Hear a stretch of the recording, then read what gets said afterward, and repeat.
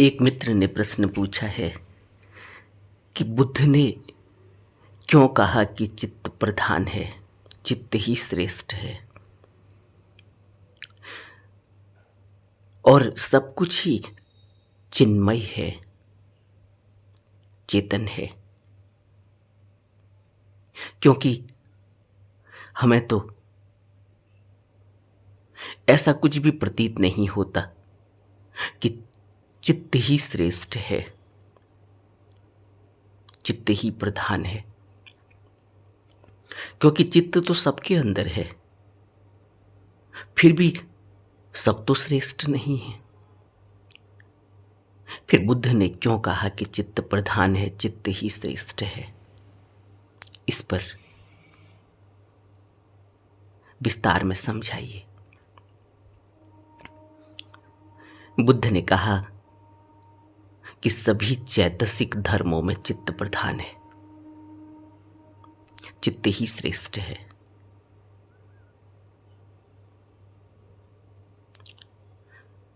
चित्त प्रधान है ये धम्मपद में बुद्ध ने कहा, लेकिन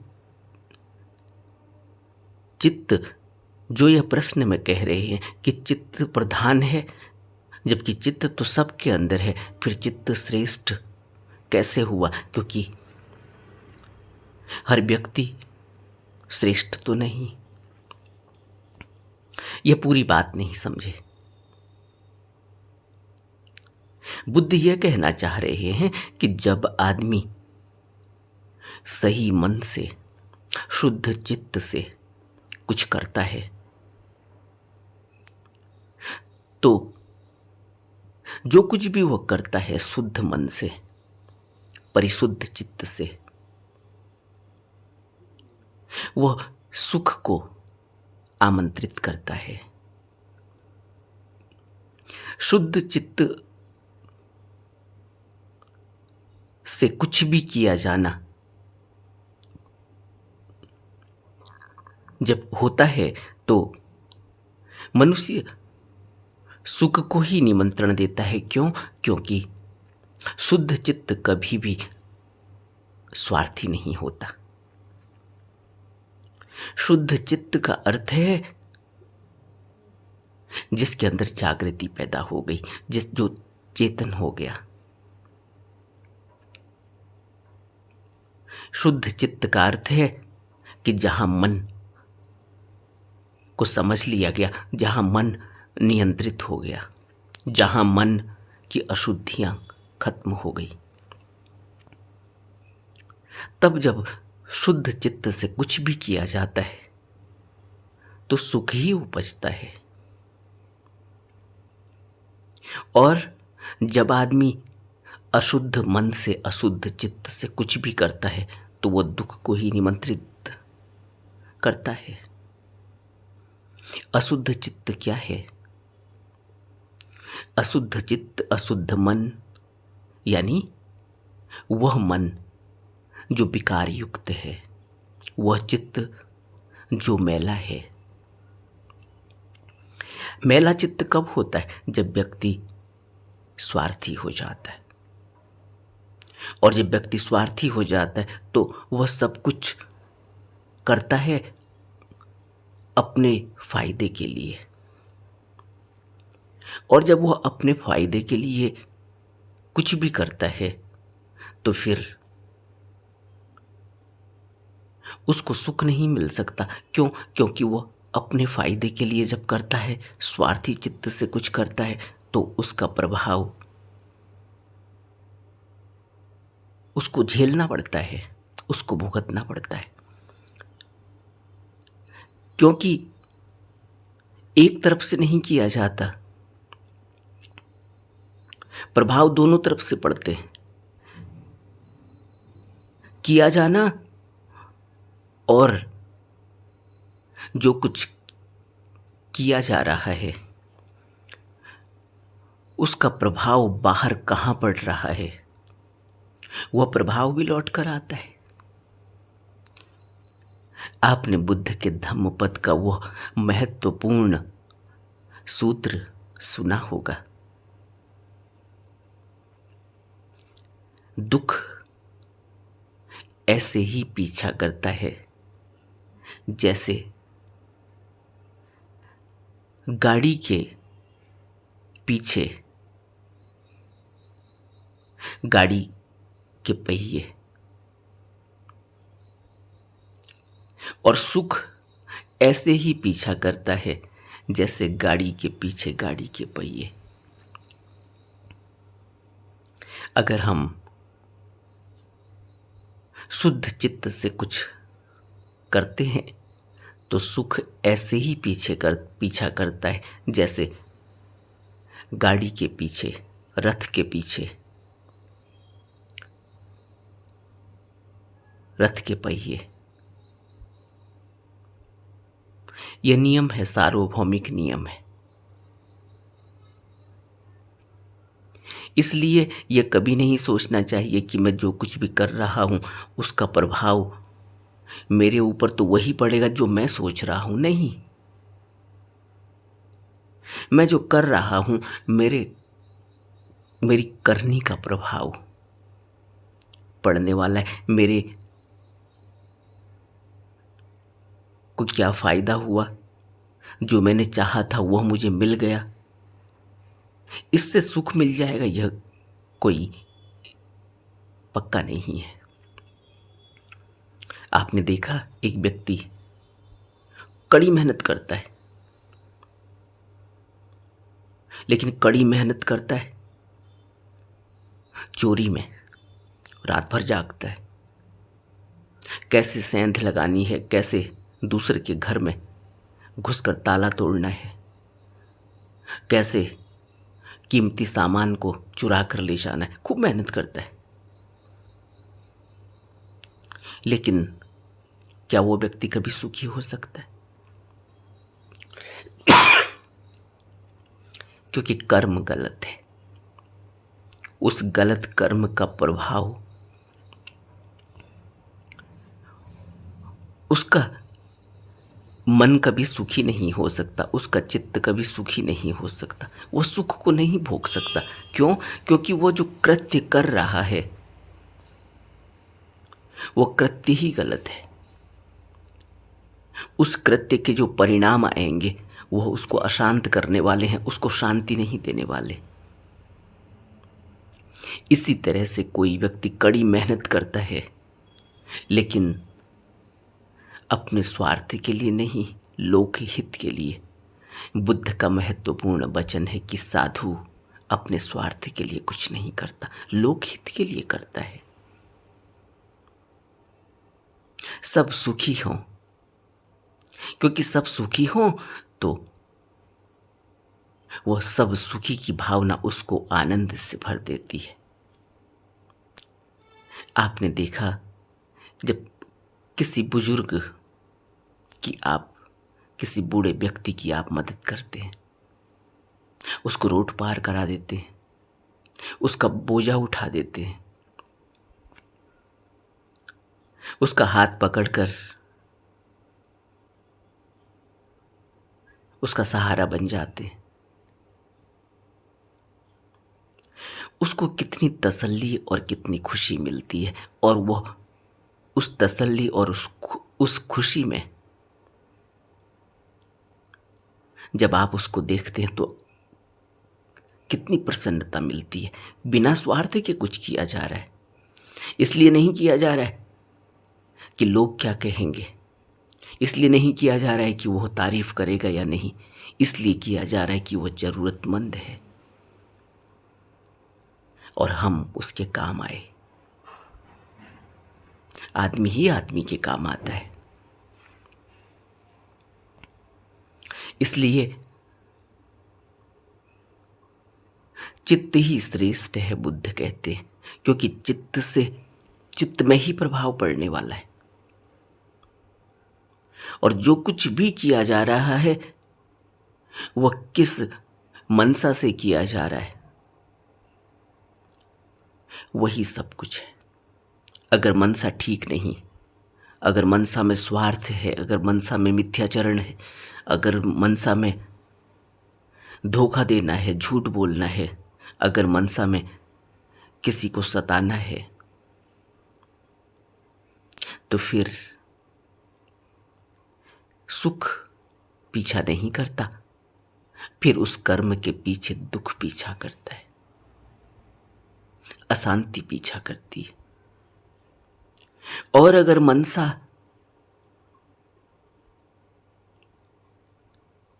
लोकहित की है, अगर मनसा दूसरे को सुखी करने की है, अगर मनसा किसी को प्रसन्न चित्त देखने की है, तो प्रसन्नता ही पीछा करती है, फिर प्रसन्नता ही मन में उपजती है। इसलिए बुद्ध कहते हैं कि चित्त प्रधान है। कौन से चित्त से कृत्य किया जा रहा है? अगर अशुद्ध चित्त से कृत्य किया जा रहा है तो फिर उसका परिणाम दुखी है, उसका परिणाम अशांति ही है। और ये रोज हमारे साथ घट रहा है। हम जो कुछ भी अपने स्वार्थ के लिए कर रहे हैं, हम जो कुछ भी झूठ मिथ्या धोखे से कर रहे हैं, उसका प्रभाव चित्त पर पड़ जाता है। हमें लगता है हमें फायदा हो गया क्योंकि हमने कुछ कमा लिया, लेकिन हमें पता ही नहीं चला कि हमारा चित्त कितना अशांत हो गया, उसमें कितनी वाइब्रेशन पैदा हो गई। एक आदमी धोखाधड़ी से पैसे कमा लेता है, एक आदमी दूसरे को धोखा देकर झूठ बोलकर पैसे कमा लेता है। वो कितना अशांत होता है, जबकि उसके जेब में पैसे आ गए, जबकि उसे लगता है कि वो अब ऐसी स्थिति में पहुंच गया है कि अब वो शान से जिएगा, लेकिन शान से जी नहीं सकता, क्योंकि मन में एक बोझ दबा हुआ है, क्योंकि मन में एक झूठ दबाया हुआ है, बैठाया हुआ है। अब यह झूठ अंदर ही अंदर खाए चला जा रहा है। अब अंदर ही अंदर ये विचार उठ रहे हैं कि कहीं किसी को पता चल गया और आज नहीं तो कल वो बात सामने आ जाती है, फिर कहीं भी मुंह दिखाने के लायक नहीं रहते। इसीलिए तो बहुत से लोग जो पूरी जिंदगी इस तरह के कृत्य करते हैं, अशुद्ध कृत्य, अशुद्ध मन से, अशुद्ध चित्त से कृत्य करते हैं, पूरी जिंदगी कृत्य कर लेते हैं, पूरी जिंदगी उन्हें लगता है कि वो बच गए, लेकिन कुरूप हो जाते हैं। चित्त से भी कुरूप हो जाते हैं और शरीर से भी कुरूप हो जाते हैं। चित्त का प्रभाव शरीर पर पड़ता है। बुद्धि की शांति शरीर से देखी जा सकती है। शरीर गवाही ही देता है चित्त की निर्मलता की, चित्त की शांति की, चित्त की श्रेष्ठता की।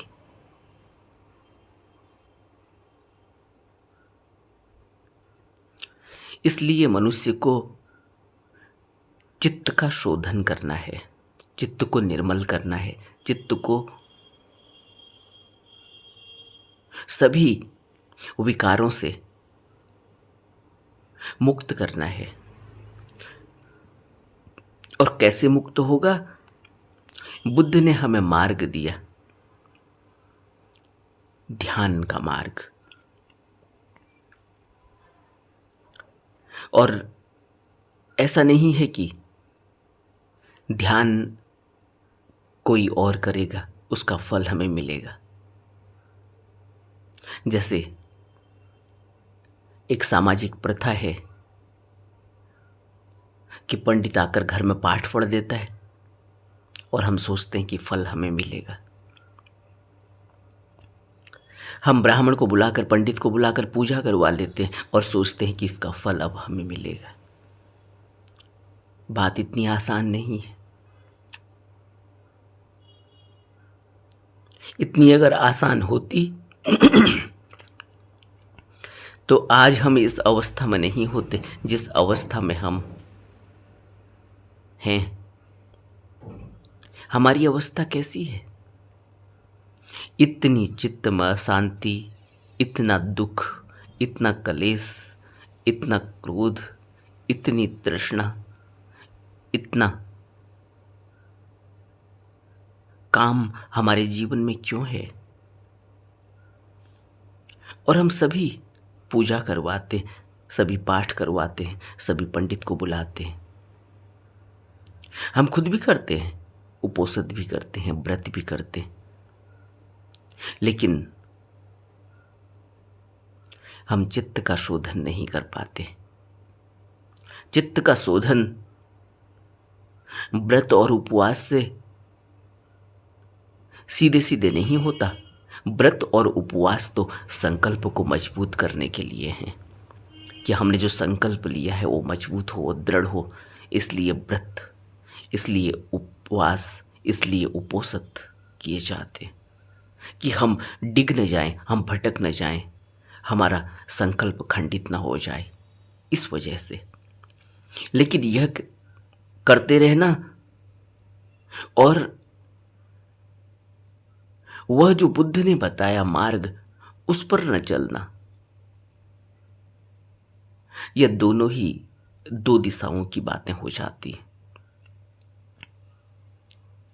हमें जो मुख्य बात है चित्त के शोधन करने की, चित्त को निर्मल करने के लिए जो अभ्यास करना है, उस पर ध्यान आकर्षित करना चाहिए, उस पर पूरा जोर देना चाहिए। यानी हमें ध्यान करना चाहिए।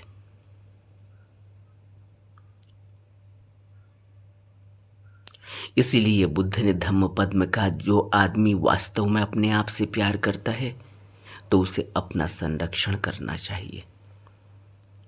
जो आदमी धर्म की रक्षा करता है, धर्म भी उसे संरक्षण प्रदान करता है। अब क्या है धर्म की रक्षा? क्या है अपने आप से प्यार करना? और हम सभी कहते हैं कि हम तो अपने आप से प्यार करते ही हैं, तभी तो हम सेंट छिड़कते हैं, तभी तो हम रोज नहाते हैं, तभी तो हम अच्छा खाना खाते हैं, तभी तो हम अच्छे कपड़े पहनते हैं, तभी तो हम अच्छी नौकरी करते हैं, तभी तो हम अच्छे अच्छे घरों में रहते हैं, अच्छी अच्छी गाड़ी खरीदते हैं, अच्छे अच्छे लोगों के साथ रहते हैं। हम अपने आप से प्यार तो करते हैं, लेकिन बुद्ध इसको अपने आप से प्यार करना नहीं कहते। बुद्ध कह रहे हैं कि अपने आप से प्यार जो करता है वह अपना संरक्षण करता है। अपना संरक्षण क्या है?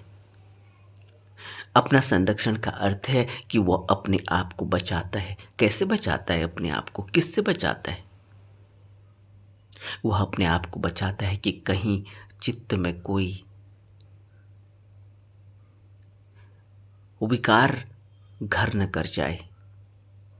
वह अपने आप को बचाता है कि चित्त अशुद्ध न हो जाए। वह अपने आप को बचाता है कि चित्त की अशुद्धि के कारण कुछ भी ऐसा कर्म न हो जाए जिसका फल उसे भुगतना पड़े। इसलिए बुद्ध कह रहे हैं कि अगर वास्तव में अपने आप से प्यार करते हो तो अपना संरक्षण करना चाहिए। अब सोचो, एक आदमी शराब पीता है, सिगरेट पीता है, मांस खाता है, जीव हिंसा, यह व्यक्ति अपना संरक्षण कर रहा है? पर स्त्री गमन बहुत अहम बात है। आज का जो सामाजिक ढांचा है, चरमरा रहा है, उसमें इस तरह की बातें बड़ी आम हो गई है। रिलेशनशिप में रहना फिर तोड़ देना, एक्स्ट्रा मैरिटल रिलेशन में रहना, इस तरह की बातें बड़ी आम हो गई है।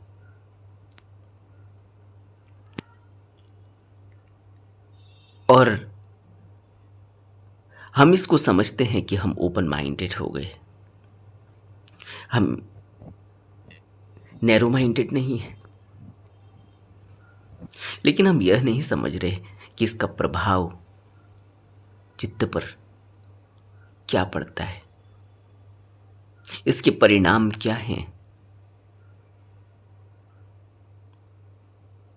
परिणाम ऐसा थोड़ी है कि जब समाज को, संसार को पता चलेगा, जब हमारी कहीं कोई बेइज्जती होगी या कहीं कोई हमारा ऐसा नाम बदनाम होगा, तो तभी चित्त की अशुद्धि हो रही है। जब लोगों को पता चलता है तब थोड़ी कोई ऐसा होता है कि कर्म ठीक नहीं किया, तब लोगों को पता चल रहा है। लोगों को तो कर्म अच्छा भी करोगे तब भी पता चलेगा, तब भी लोग ये कह सकते हैं कि तुमने कर्म ठीक नहीं किया। लोगों से थोड़ी सर्टिफिकेट लेना होता है। चित्त शुद्ध होने का,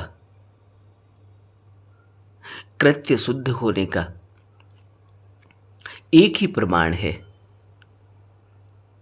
कि संयम, संतोष और शांति पैदा हो जाए।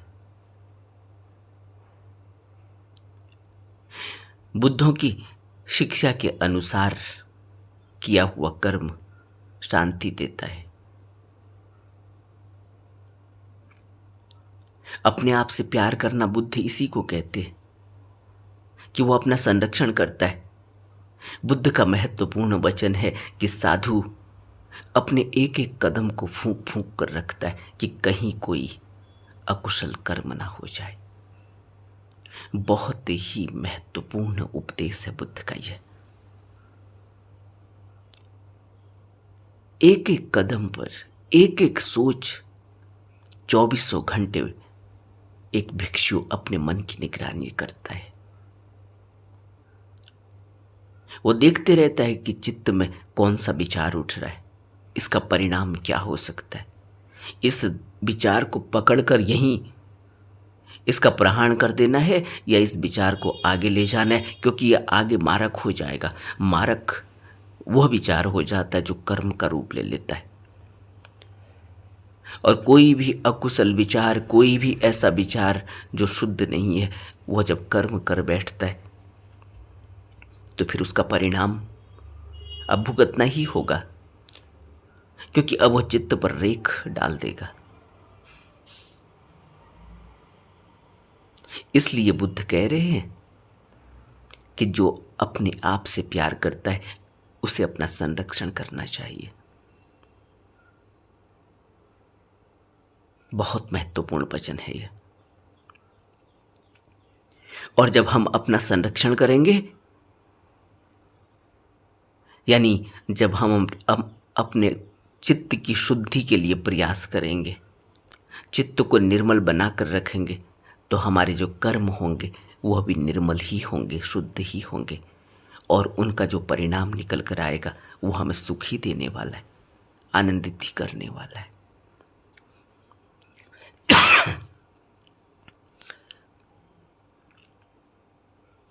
इसलिए बुद्ध के धम्मपद के यह वचन बहुत महत्वपूर्ण है कि चित्त श्रेष्ठ है। शरीर कृत्य करता हुआ दिखता है, लेकिन शरीर थोड़ी कृत्य करता है। चित्त से कोई गाइडेंस मिल रही है, चित्त से कोई डायरेक्शन मिल रही है, और चित्त जैसा होगा वैसा ही डायरेक्शन मिलेगी। अगर चित्त ही अकुशल कर्म करने वाला है, अगर चित्त ही अकुशल है, तो फिर जो कृत्य होगा वो अकुशल ही होगा। वो अकुशल कैसे हो सकता है? जरा सोचो, एक शराबी व्यक्ति से हम, जिसका चित्त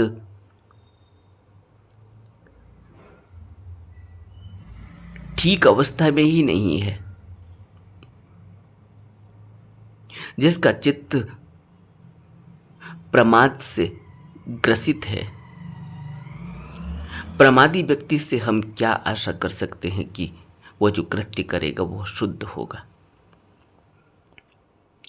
प्रमाद का अर्थ होता है बेहोशी। बेहोश व्यक्ति से हम क्या आशा कर सकते हैं? एक नशे में डूबा हुआ व्यक्ति, उससे हम क्या आशा कर सकते हैं कि उसके पांव जमीन पर ठीक पड़ेंगे और वो बिना लड़खड़ाए हुए, बिना डगमगाए हुए चलेगा? अगर हम यह आशा करते हैं एक नशे में डूबे हुए व्यक्ति से, जिसको अपना होश नहीं, अपने शरीर का होश नहीं, जिसका अपने मन पर अब कोई नियंत्रण नहीं। आपने देखा ना, जो व्यक्ति नशा करता है, जब वो नशे में डूब जाता है तो उसका नियंत्रण खो जाता है, शरीर से भी खो जाता है और मन से भी खो जाता है। अब उस व्यक्ति से हम यह उम्मीद करें कि अब वो कुशल कृत्य करेगा, क्या कभी कर पाएगा? इसलिए बुद्ध का यह महत्वपूर्ण वचन है कि जो व्यक्ति अपने आप से प्यार करता है उसे अपना संरक्षण करना चाहिए। संरक्षण करने का अर्थ है अपने चित्त को लगातार निर्मल बनाए रखना, प्रयास करते रहना। शुद्ध चित्त के लिए लगातार प्रयास करते रहना और अशुद्धि को देखकर, अकुशलता को देखकर, अकुशल कर्मों को देखकर उनका प्रहार करना, उनको रोक देना, उनकी जगह कुशल कर्म करना।